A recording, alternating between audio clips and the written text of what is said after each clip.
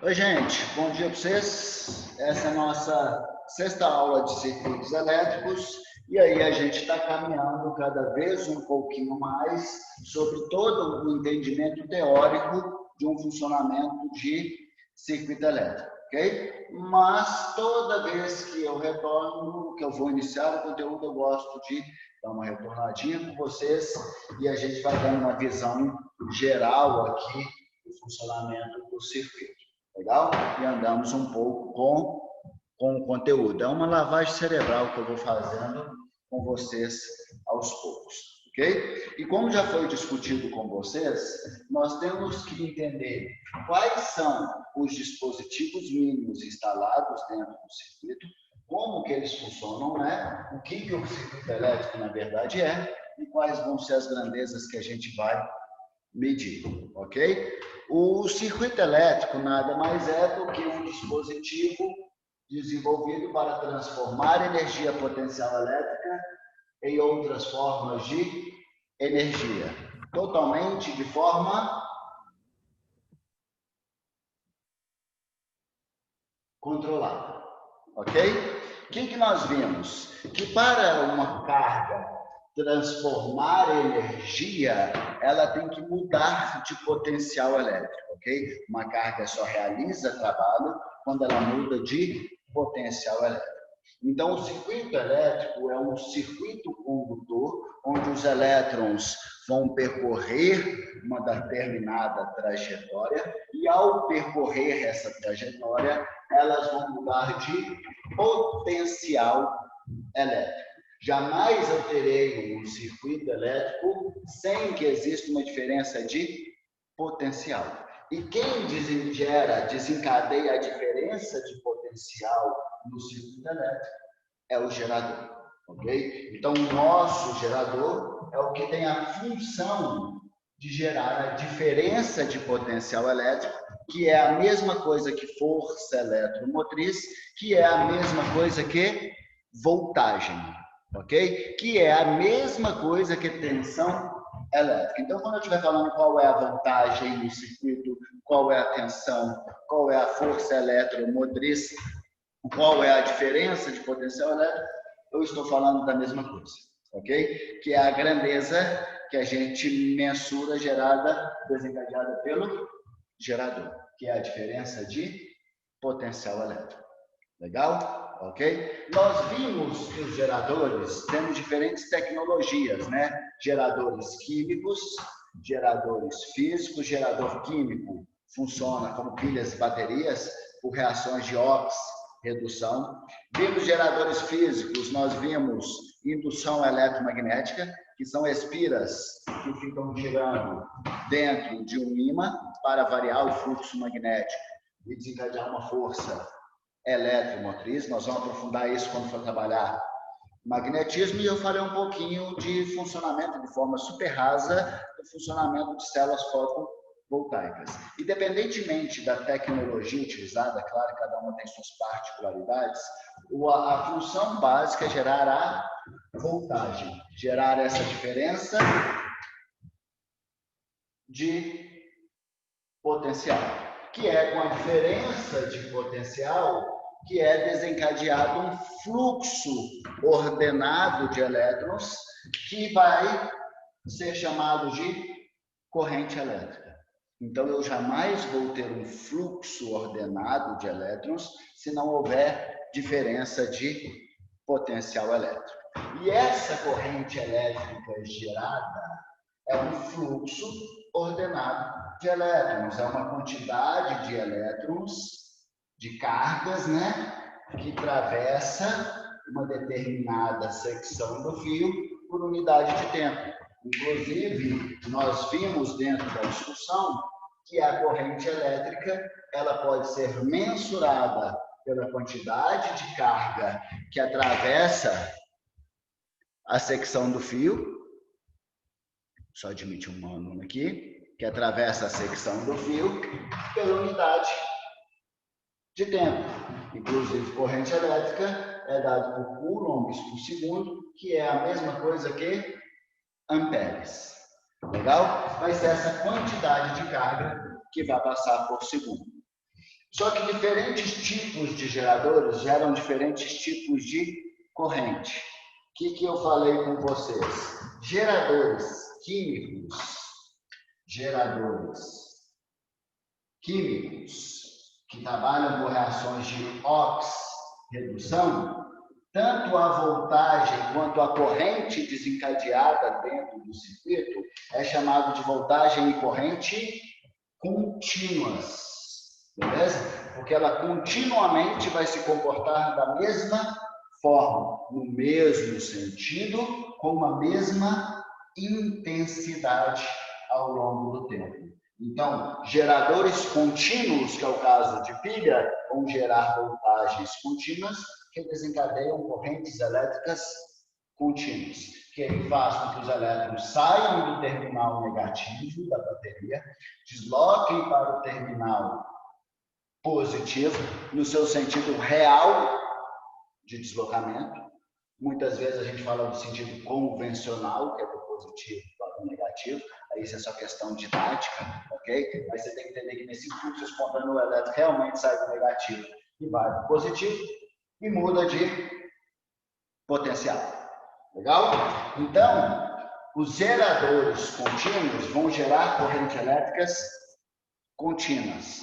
Os geradores alternados, que é o caso de indução eletromagnética, que a voltagem fica alternando em valores positivos e negativos, ele vai gerar também uma corrente elétrica alternada. Beleza? Ele também gera uma corrente elétrica alternada. Voltagens alternadas ao longo do tempo geram corrente elétrica também alternada. A grande diferença dessas duas correntes é que é contínua ao deslocamento das cargas do polo negativo para o positivo. E nos pontos que essas cargas sofrerem resistência, há transformação de energia. Ok? No caso da corrente alternada, desencadeada por uma voltagem alternada, esses elétrons ficam oscilando, então eles não deslocam. E aqueles elétrons que estiverem oscilando em pontos de resistência dentro do circuito, eles terão transformação de energia em outras formas de energia. Então, a grande vantagem do gerador alternado é que as cargas oscilam e não deslocam, então eu posso transmitir energia a longas distâncias por esse tipo de gerador, o que não acontece com o gerador químico de voltagem contínua. Legal? Alexandre. Oi. Então, uma dúvida que ficou na última aula, que te perguntar, é porque é o seguinte, quando você tem praticamente um dispositivo de célula fotovoltaica, você falou que sempre joga o excedente na corrente da CEMIG, né? Sim. E assim, como é que funciona isso praticamente? Porque assim, ela não tem elétrons. De onde vem esses elétrons que ela sempre vai jogando? Na verdade, todo elétron da rede, quando você põe uma rede de materiais condutores, eles entram sob uma ação de um campo elétrico em toda essa rede. Ok? Então, no momento que eu ligo a rede da minha casa, na rede da CEMIG, aquele cabeamento elétrico que está lá, ele também está sob a ação do campo elétrico gerado lá da usina. Ok? Tecnologicamente, eu não vou falar como que gera esse campo, mas é lá na indução eletromagnética. O que acontece? Se a gente parar para pensar, a transformação de energia cinética em energia potencial elétrica está acontecendo lá na usina hidrelétrica. Pensando numa usina hidrelétrica aqui, lá quando a água bate nas pás da turbina e que ela gira, ali que há a transformação de energia. E os elétrons e a voltagem gerada alternada, então os elétrons não se deslocam. Então o que flui na rede, na verdade, é a energia. E vai ter nesse fluxo de energia, vai ter pontos de escape de energia. Pontos de transformação, são os pontos de resistência. A questão é, se eu tiver outra fonte de produção de energia, além daquela usina, que é o caso das minhas pequenas usinas residenciais, né? As células fotovoltaicas instaladas em casa, para jogar energia na rede elétrica da CEMIG, tem que fazer duas coisas. Primeira, a forma de geração de diferença de potencial pelas células fotovoltaicas é voltagem contínua. Lembra? Falei que é voltagem contínua. Então, eu preciso instalar nas usinas de células fotovoltaicas um dispositivo chamado de inversor, que ele inverte uma voltagem contínua para uma voltagem alternada. Dessa forma, eu consigo transmitir energia a longa distância sem TP. É o primeiro passo. O segundo passo é, além da voltagem ser alternada, a oscilação das cargas desencadeada pelo inversor, né, na usina, lá na célula fotovoltaica da minha casa, a frequência de oscilação das cargas, que elas estão ali oscilando, é uma voltagem alternada, tem que ser igual, idêntica à frequência de oscilação das cargas que estão na rede da CEMIG. Quando todas as cargas estiverem na mesma frequência de oscilação, vai desencadear um processo chamado de ressonância. E nessa ressonância consegue ter uma transmissão de energia de molécula a molécula, de elétron, na verdade, né, a elétron, ao longo dessa oscilação.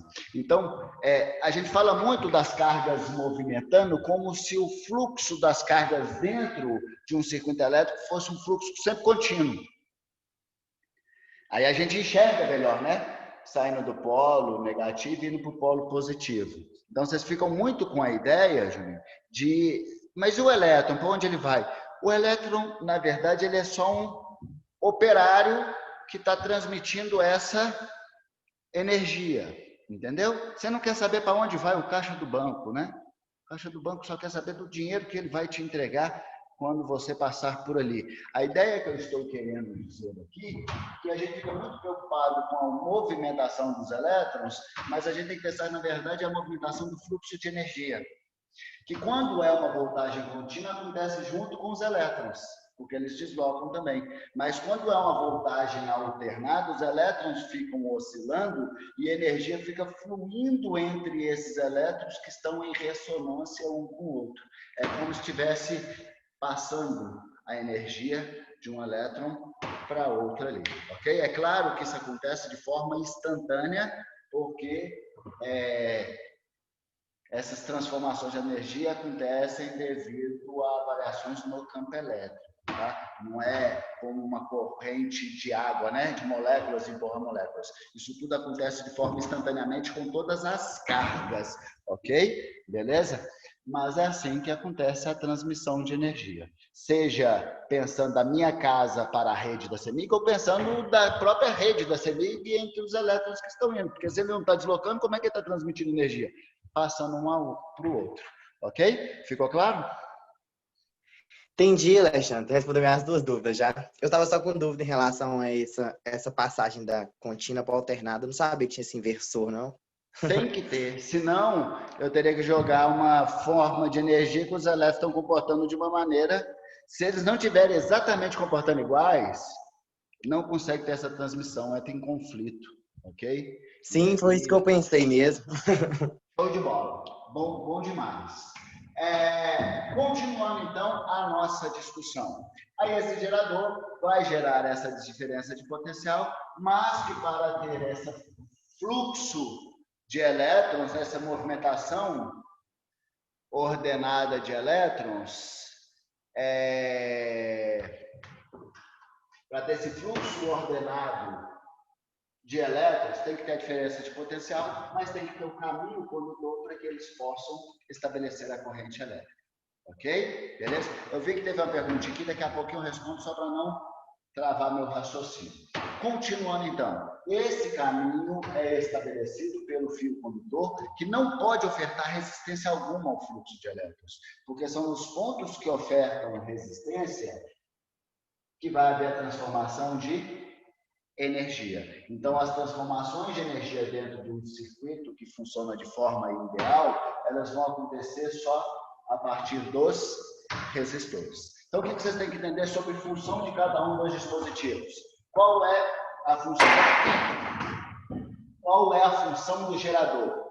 Gerar diferença de potencial, gerar voltagem. O que se desencadeia? Um fluxo de corrente elétrica, um fluxo ordenado de elétrons ao longo do tempo de funcionamento. O que mais que a voltagem define também? A voltagem define o quanto de energia cada elétron ou cada coulomb, vamos falar em pacote de cargas, cada coulomb de carga vai deixar ali dentro do circuito, ok? Então, se eu parar para pensar, toda a rede elétrica da minha casa, salvo as exceções, os aparelhos funcionam em 127 volts. O que quer dizer? Que todo coulomb de carga que passa por todos os aparelhos lá na minha casa, seja lâmpada, seja micro-ondas, seja geladeira, seja ventilador, não tem ventilador, seja televisão, seja som, qualquer aparelho, um coulomb de carga vai deixar 127 joules, ok? Por quê? Porque eles estão submetidos a uma mesma voltagem dentro daquele circuito residencial. Legal? Então, todas as cargas que passarem ao longo do tempo vai deixar a mesma quantidade de energia. Então, como que eu tenho aparelhos que consomem mais energia que outros? Por exemplo, se eu tiver o aparelho A, que é um resistor A, o aparelho B, que é um resistor B, e o aparelho A consome mais energia, transforma mais energia potencial elétrica em outras formas de energia em relação ao B, ok? Como que ele consegue se todas as cargas deixam a mesma quantidade de energia? Para ele conseguir transformar mais energia, então, vai ter que passar mais cargas, né? Se todo mundo que passa na minha lojinha deixa R$10, todo mundo que passa na lojinha do fulano B deixa R$10, se a minha loja vai ter que ter maior faturamento no fim do dia, vai ter que o quê? Mais pessoas passar por ali e deixar os seus R$10. A ideia, a analogia é essa. Então, o que vai definir o consumo de energia do aparelho, é o quanto de energia cada carga vai deixar, e isso é estabelecido pelo gerador, e 2, o quanto de carga vai passar ali ao longo do tempo para deixar essa energia. Quanto maior for a quantidade de carga que passar, mais energia deixa-se ao longo do funcionamento do circuito. Legal?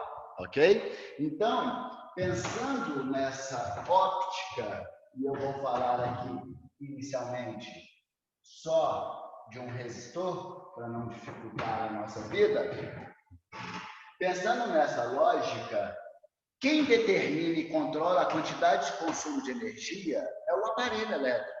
Você vai lá e olha nele, está lá, 750 watts, está falando a potência dele para o funcionamento de uma certa voltagem. Ok? Eles sempre vão determinar a potência do aparelho para uma certa voltagem. Por quê? Para uma certa voltagem que ele foi desenvolvido, eu sei que cada coulomb de carga vai deixar, por exemplo, 127 joules, numa voltagem de 127 volts. Ok? Que atravessar naquele circuito. O outro fator que determina a quantidade de energia que vai deixar é o quanto de carga que passa por segundo.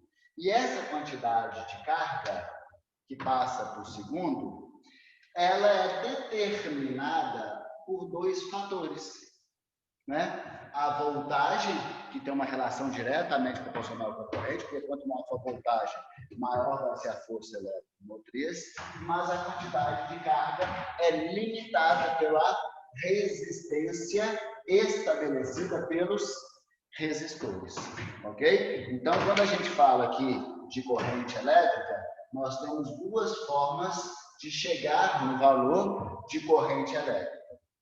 Ou pela quantidade, conseguindo enxergar na questão a quantidade de cargas que passam por segundo, ou a partir das outras grandezas que descrevem o comportamento, o funcionamento do circuito elétrico. Quais outras grandezas? Voltagem e resistência.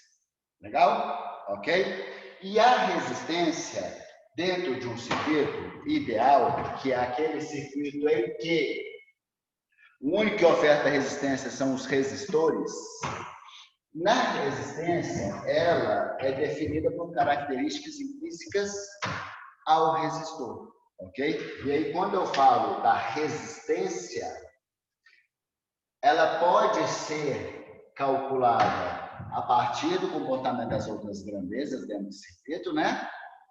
Voltagem, resistência pode ser o quê? Passo para cá multiplicando. Voltagem sobre corrente, é só isolar aqui na equação. Então, a partir da voltagem da corrente, eu consigo chegar na resistência estabelecida dentro do circuito, mas eu posso chegar no valor da resistência a partir das características do resistor. Quais são as características do resistor que determinam a intensidade de sua resistência? O tipo de material. Tem materiais que são maior, melhor ou pior condutores, porque tem maior ou menor resistência. Aqueles que tiverem maior resistência, eles são piores condutores, e vão perder uma resistência maior ao fluxo de cargas, ok? Consequentemente, vai tender a passar o quê? Menos carga. Passando menos carga, vai ter menos transformação de energia. Legal. Qual que é o outro fator? O comprimento. Quanto maior for o comprimento do fio, maior vai ser a resistência a esse fluxo ordenado de elétrons.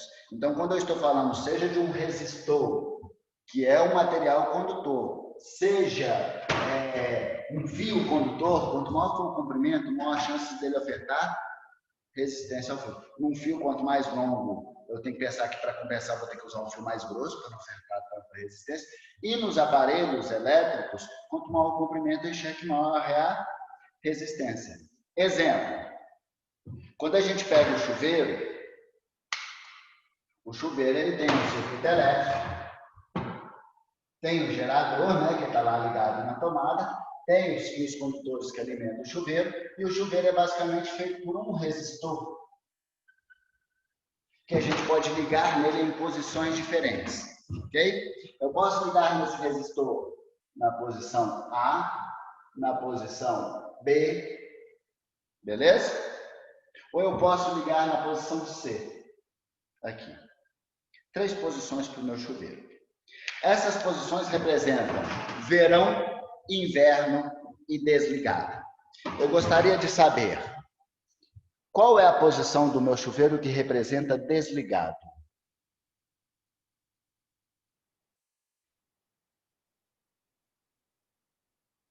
Participem, por favor. Enquanto isso, eu leio a pergunta. Vocês me perguntam, eu também pergunto.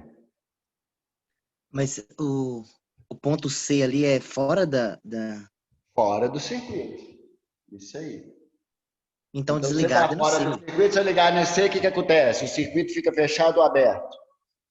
Aberto. Aberto. Você fica aberto, não tem como os elétrons sair do polo negativo e para o polo positivo. Em circuitos abertos não é estabelecido um fluxo ordenado de elétrons, porque eu tenho que ter caminho estabelecido entre as diferenças de potencial. Esse chuveiro vai estar na condição desligada. Legal. Qual situação que ele vai estar no inverno? Peraí, inverno? Inverno é o mais quente, né? Legal. Então, tem que ter Inverno é o mais quente. De onde que vem essa quentura? Ou, em Vem outras palavras, de onde vem essa da energia térmica? resistência. Da Essa energia resistência. potencial elétrica. De onde vem essa energia potencial elétrica? Dos elétrons que passam na resistência, no resistor. Não é isso? Legal. Pergunto para vocês. Em qual das duas condições o elétron deixa mais energia? No inverno ou no verão? Entenderam a pergunta? Vou repetir. Em qual das duas condições dentro do circuito elétrico o elétron vai deixar mais energia? No inverno ou no verão? No inverno. Errado. Mas esquenta mais? Vou repetir a minha pergunta. Em qual das duas situações o elétron deixa mais energia? O elétron vai deixar a mesma quantidade de energia, porque seja no inverno ou seja no verão, eu só mudei a chave no chuveiro, mas eles continuam submetidos ao mesmo gerador, à mesma voltagem. Então, os elétrons vão deixar a mesma quantidade de energia. Pergunto novamente. Outra pergunta agora. Em qual das duas situações será deixado mais energia ao longo do tempo durante o funcionamento? No inverno. Por quê? Porque ele esquenta mais. Se está esquentando mais, está tendo mais transformação energética. Sim? Você entendeu que a pergunta é diferente? O meu pergunta é a quantidade de energia por elétron. Quem determina a quantidade de energia por elétron é a voltagem. Eu não mudei a voltagem de funcionamento do chuveiro. Eu continuo funcionando 127 volts dele. Eu mudei a quantidade de energia total que vai ser deixada como? Permitindo passar mais ou menos cargas.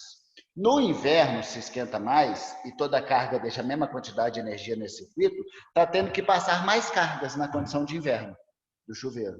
Sim? Se está passando mais cargas, é porque a corrente elétrica é mais intensa. Se a corrente é mais intensa, é porque o resistor ofertou maior ou menor resistência ao fluxo de elétrons? Menor. Menor resistência. Como que ele vai ofertar menor resistência? Estando ligado na posição A ou na posição B? B. Na posição B. Legal. Por quê? Porque se eu ligo esse resistor já na posição, se eu ligo no resistor já na posição B, a corrente elétrica vai ter somente esse comprimento de B até o fim do resistor para ofertar resistência. Uma resistência de comprimento menor do que se ligar em A. E nós vimos que quanto maior o comprimento do resistor, maior vai ser a resistência ofertada. Então, se eu ligar em B, o que acontece? O caminho de resistência para os elétrons dentro do circuito é menor. Se o caminho de resistência é menor, vai ofertar menos resistência. Vai permitir que passa mais cargas. Vai ter uma maior transformação de energia. Legal? Então, os reostatos são isso. Resistências variáveis. Mas como é que eu vou variar a resistência de um aparelho? Alterando, a forma mais simples, alterando o comprimento daquele resistor, que eu posso ligar em pontos diferentes dele. Vocês já viram um exemplo de reostato? Aparelhinho, botão de aumentar o volume de som dentro do funcionamento do aparelho. Aquilo é um reostato. Que quando eu estou aumentando o volume, eu estou aumentando ou diminuindo a resistência elétrica no aparelho de som, nas caixas, na rede elétrica que passa dentro das caixas sonoras. Diminuindo a resistência? Eu estou diminuindo a resistência. Lâmpadazinha de motel. Eu nunca fui, beleza. Então, aquela lâmpadazinha que você já viu em algum lugar, ou aquele reostato de ventilador, ou reostato de liquidificador, que eu quero aumentar a intensidade, aí você muda de estágio. Quando você está mudando de estágio ali, você está alterando a resistência de um resistor que tem dentro do circuito elétrico de funcionamento daquele aparelho. Legal? Então, o comprimento da resistência que interfere. Antes, quando eu não... Criança, eu observando as coisas, eu via sempre duas lâmpadas. Lá em casa, papai sempre comprava 2 tipos de lâmpada. Na época, obviamente, era só incandescente. Então, o que variava era na potência. Meu pai vai lá e compra 2 lâmpadas para mim. Uma de 60 velas. Vocês já viram isso? 60 velas? 60 velas é os 60 watts de potência. E uma de 120 velas, que é a de 120 watts. Obviamente, todas para funcionar em quê? 127 volts, que é a tensão de funcionamento lá da minha casa. A diferença de potencial estabelecida pelo gerador lá de casa. Qual lâmpada ilumina mais? A de 120 watts. Por quê? Watt é joule por segundo. Se eu falo que essa lâmpada, as duas ligadas em 127 volts, na condição ideal de funcionamento dela, se essa aqui funciona com 120 watts, quer dizer que a cada segundo de funcionamento dela está transformando 120 joules de energia. Ok? Em que tipo de energia? Energia potencial elétrica e energia radiante. Não necessariamente luz. Inclusive, lâmpada incandescente, a maior parte transformada não é nem luz, é radiação infravermelha. Por isso que ela gera um desperdício absurdo, ela é nada econômica, porque ela foi feita para iluminar, mas ela gasta a maior parte da energia aquecendo o ambiente em vez de iluminar. Mas ela tem esse consumo de energia, 120 joules por segundo. O que aconteceu que eu olhava quando eu era pequeno? Eu falei, porra, essa lâmpada brilha mais. O que faz a lâmpada brilhar? O filamento. Aí quando eu olhava a lâmpada de 60 watts, ela tinha um filamento gigante. E quando eu olhava a lâmpada de 120 watts, ela tinha um filamento pequenininho.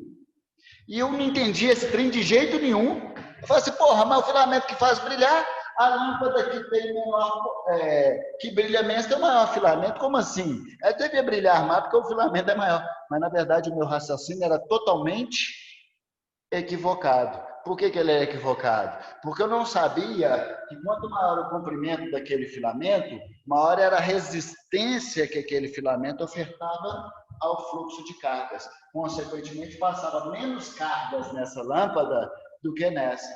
Consequentemente, é dissipado menos energia nessa lâmpada por segundo do que essa.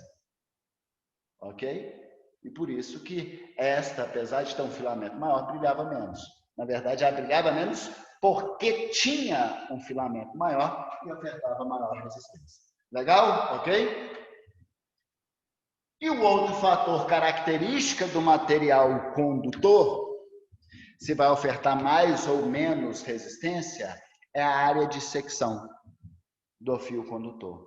Porque quanto maior for a área de secção do fio condutor, maior é a superfície de contato desse fio. Então, maior é a quantidade de cargas livres disponíveis para movimentar e transmitir energia ao longo desse material condutor, ok? Então, quanto maior a área, menor é a resistência. Legal? Então, a área tem uma relação inversamente proporcional. Exemplo, não vou falar de lâmpada agora, e eu até citei esse exemplo na aula passada, eu vou falar de fios que alimentam uma bomba. Por mais que sejam fios condutores, ele pode ofertar resistência ao fluxo de elétrons. Mas é um fio condutor. Se é um fio condutor, eu pergunto, ele deve ofertar resistência ao fluxo de elétrons? De jeito nenhum. Ele não deve. Então, ele deve ser um material com a menor resistência possível para aqueles elétrons que vão movimentar. Aí, quando você vai comprar uma bomba, que a gente chama de bomba sapa, aquelas bombas que ficam submersas dentro de poço artesiano, como a variação de poço é muito grande, o comprimento desse fio pode variar muito. Eu posso ter um poço que cavei com a pá ali 3 metros de profundidade e está minando água. E eu tenho um poço que eu tenho que cavar 500 metros de profundidade para dar água para eu atingir o lençol freático.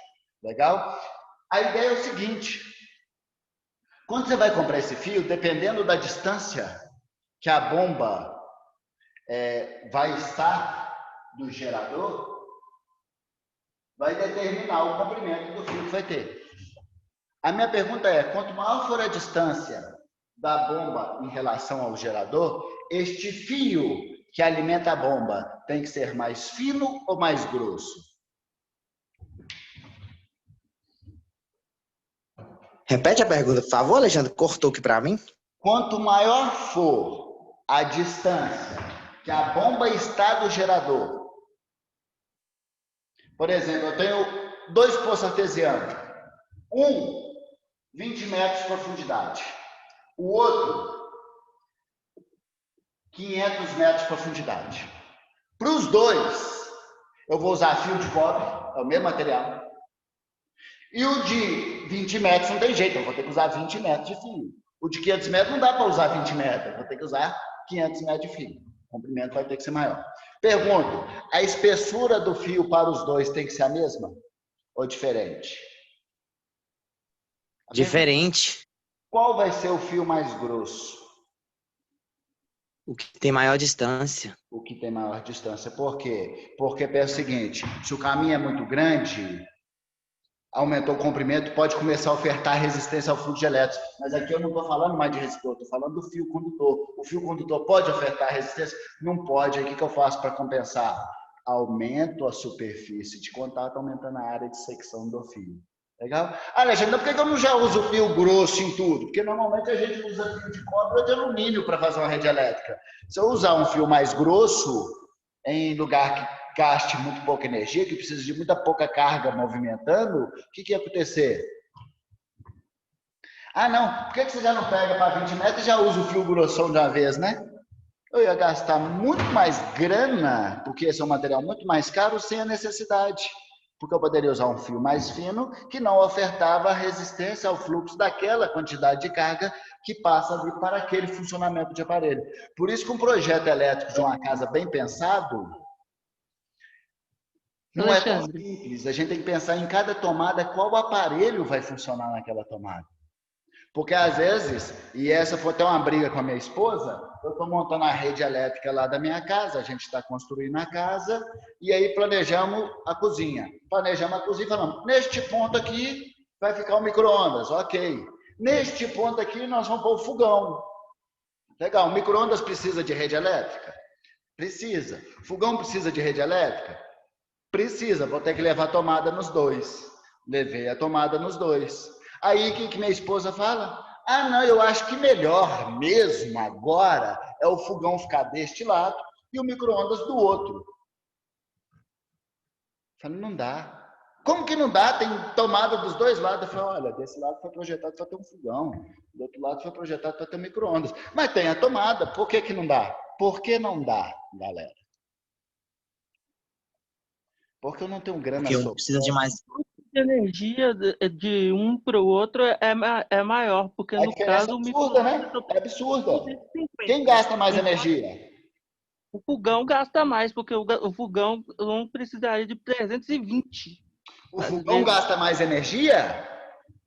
Elétrica. Micro-ondas. Elétrica. Eu tô falando fogão a gás, gente. Fogão a gás. Eu sou quebrado. Não tem aquele fogão de... Assim, se for fogão elétrico, Não, tô pensando lá quando eu tá construindo minha casa. O fogão a gás, ele só gasta energia elétrica e faz assim. E dá a ignição para a chama acender. E a queima é de combustível gás. Então, o consumo de energia elétrica do fogão é muito pequeno. Se ele era muito pequeno, eu falo assim, a quantidade de carga que precisa passar nessa rede para alimentar esse fogão é mínima. Eu vou usar um fio grosso? Não precisa de muito elétron transmitir energia, não. Eu vou usar um fio fininho. De qualquer quantidade de energia, é isso mesmo. Aí você come um cabinho de 2 milímetros, fininho. Cabinho, que chama, inclusive, cabinho. De uma amperagem muito pequena, de comportar uma quantidade de coulombs por segundo